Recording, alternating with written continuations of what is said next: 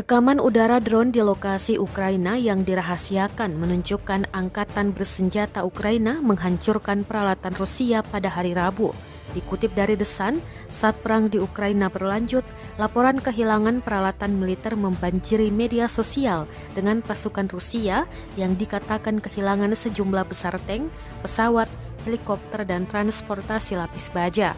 Terlepas dari ketakutan awal akan penyerahan Ukraina yang cepat, Ukraina telah menimbulkan kerugian besar pada penjajah Rusia, berhasil mengambil 750 peralatan militer canggih dari medan perang. Perlawanan gigih telah melihat 108 tank Rusia dihancurkan, ditangkap atau ditinggalkan, dengan 50 berakhir di tangan Ukraina.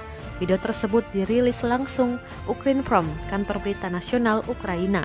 Invasi Rusia ke Ukraina memasuki hari ke-15 pada Kamis 10 Maret 2022.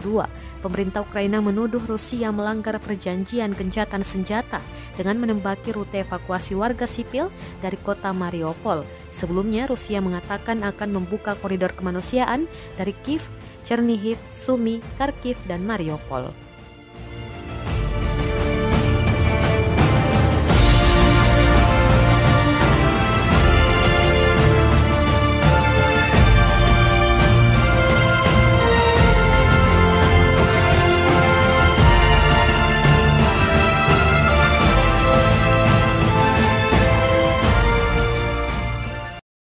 Terima kasih sudah nonton.